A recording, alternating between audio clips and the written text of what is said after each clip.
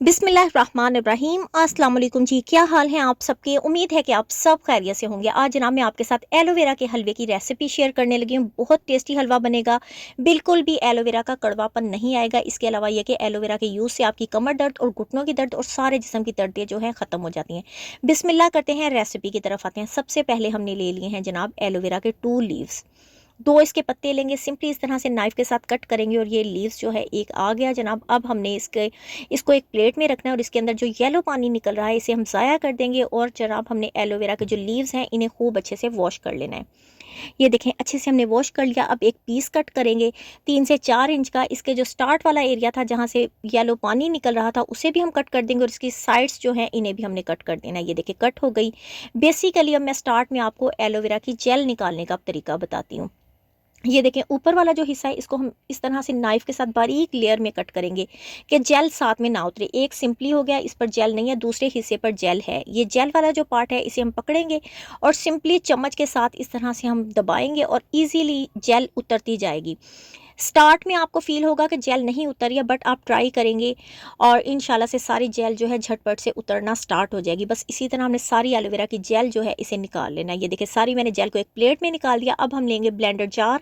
Blender jar में सारी aloe vera की जो जेल है इसे डालेंगे और खूब अच्छे से हमने इसे ब्लेंड कर देना है। सर्दियों में ये बहुत ज़्यादा ज़बरदस्त रेसिपी है, आप ज़रूर ट्राई कीजिएगा। ये देखिए जी, सारी मैंने ब्लेंड कर दी। ये इस तरह से ब्लेंड होकर कुछ इस तरह की हो चुकी है। अब इसमें मैं डालूंगी 1 कप सूजी का और इसे हमने खूब अच्छे से मिक्स कर देना है।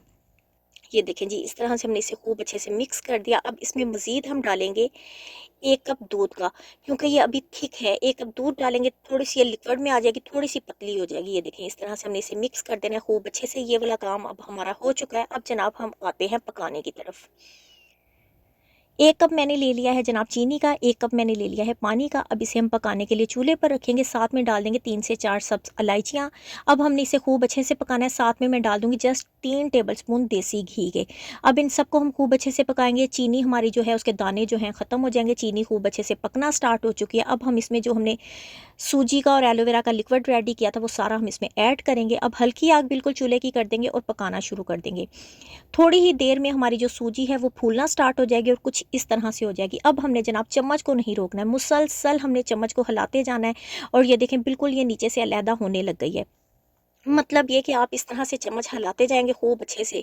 आपने तकरीबन इसे 15 से 20 मिनट तक खूब अच्छे से हिलाना है, पकाना है। और साथ में जो भी मेवा जात आप ऐड करना चाहते हैं आप कर दीजिएगा। मैंने इसमें जस्ट नारियल ऐड किया है, बादाम और किशमिश का ऐड मैंने किया। आप इसमें अखरोट ऐड कर सकते हैं, काजू ऐड कर सकते हैं, जो भी चीज़ें आपके पास अवेलेबल हैं, जो आप इजीली अफोर्ड कर सकते हैं आप सब डाल सकते हैं। अगर आप नहीं डालना चाहते आप स्किप कर दें सारे मेवा जात को, लेकिन आपने इस तरह से पकाते जाना। ये देखिए ऑयल नज़र आने लग गया नीचे से। ये जो चिपका हुआ हिस्सा था कढ़ाई के साथ बिल्कुल भी नहीं चिपक रही है। मतलब 15 से 20 मिनट तक पकानी है, ताकि एक तो एलोवेरा की स्मेल ख़त्म हो जाए, दूसरा हमारी सूजी के अंदर जो कच्चापन था वो भी मुकम्मल तौर पर ख़त्म हो जाए। अब जनाब हम इसे ये देखें, इस टाइम पर आप इसकी लुक देखें, बड़ी ज़बरदस्त बन चुका है, बड़ी अच्छी इसमें से खुशबू आ रही है। अब मैं आपको जल्दी से ना इसे डिश आउट करके दिखाती हूँ। और इसकी भुनाई हमने कॉन्फिडेंस होना चाहिए कि इसकी भुनाई बहुत ही अच्छे से हो चुकी है। ये देखें मैंने प्लेट में डाली है, ऊपर बादाम और नारियल के साथ इसकी मैंने गार्निश की है। बहुत टेस्टी मेरी रेसिपी रेडी हुई है, ज़रूर ट्राई कीजिएगा और अपनी दुआ में मुझे याद रखिएगा। इंशाल्लाह मैं भी अपनी दुआ में आपको याद रखूँगी। अगर आप नए हैं तो जल्दी से मेरे चैनल को सब्सक्राइब कर दें। अल्लाह